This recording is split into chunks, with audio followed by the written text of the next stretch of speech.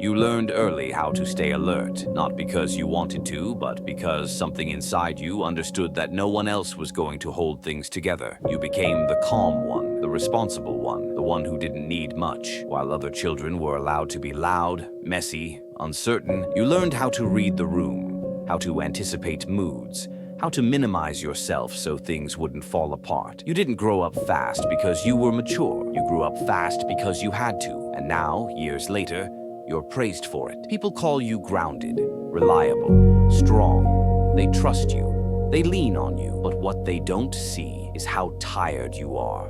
Because here's the paradox, the quiet psychological trap. The thing that once protected you is now the thing quietly eroding you. That hyper-awareness, that emotional self-control, that instinct to carry more than your share. It kept you safe once. It helped you survive chaos, absence, unpredictability. But now, it keeps you from resting, from receiving, from being fully alive instead of constantly prepared.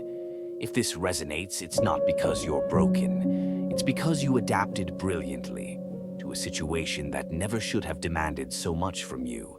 And today, we're going to talk about the hidden cost of that adaptation, the invisible grief, and the slow, courageous work of becoming human again, not just functional. Psychology has a name for what happened to you.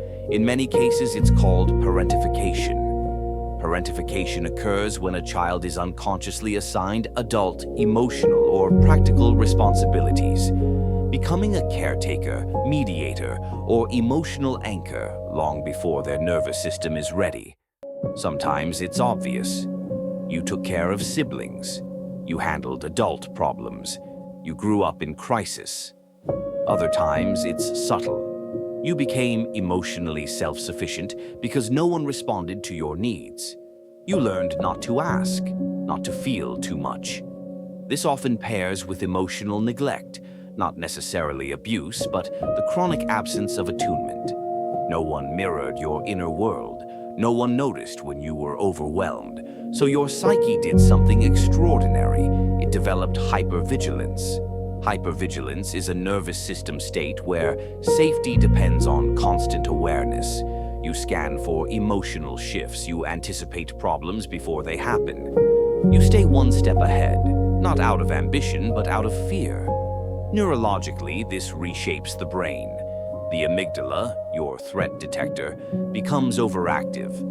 The default mode network, responsible for rest, imagination, and self-reflection, rarely gets too idle. Your body learns that stillness equals danger. Over time, this often creates an avoidant or disorganized attachment style. You crave connection, but only if it doesn't cost you control. You want intimacy, but not at the expense of being needed again. You equate dependence with risk, so you become capable, independent, unshakable. But underneath, your inner child is still holding their breath. Carl Jung once wrote, "The greatest burden a child must bear is the unlived life of the parents. But there is another burden, rarely named, the burden of unlived childhood. When you grow up too fast, something essential is postponed. Play becomes impractical. Need becomes shameful. Rest feels undeserved.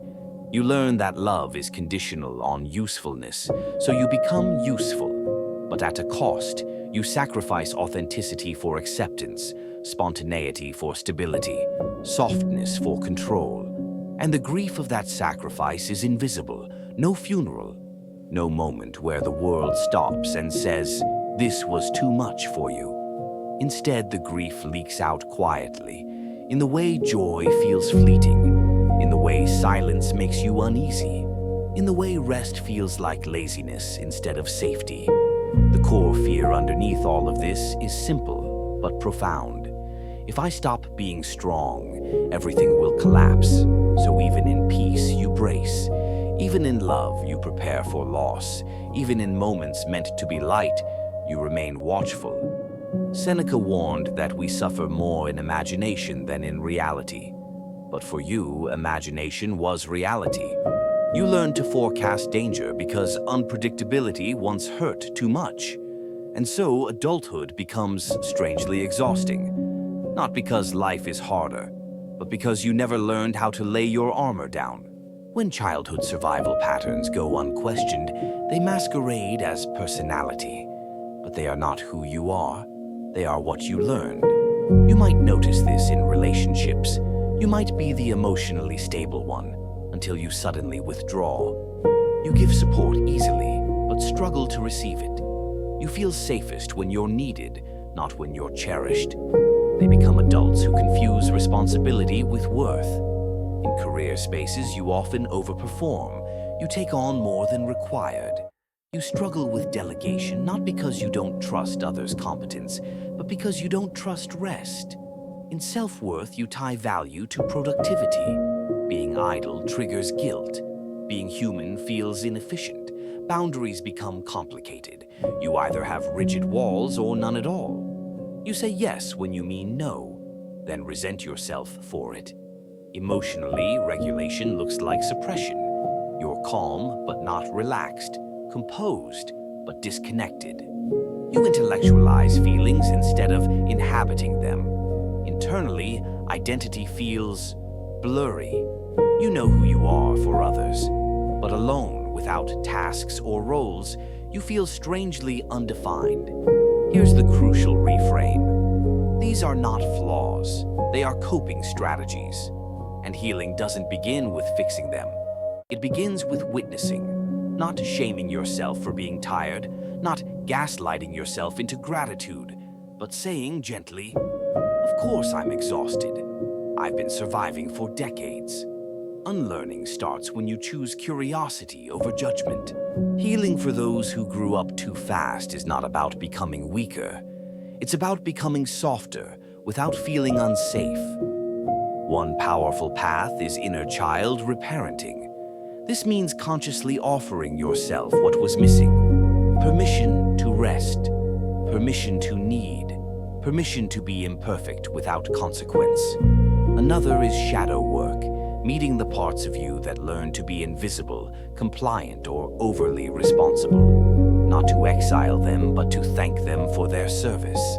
And most importantly, nervous system regulation.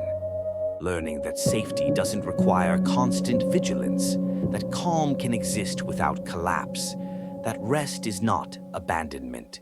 This may look like slower mornings, saying no without justification, choosing presence over preparedness, choosing softness over survival mode.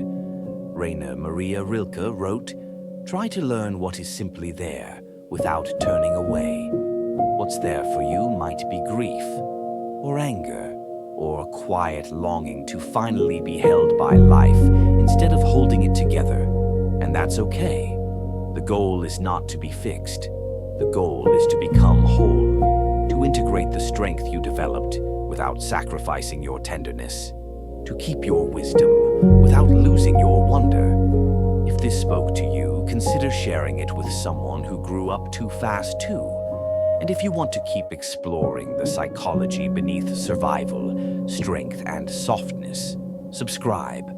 You're not late to your life, you're just finally arriving.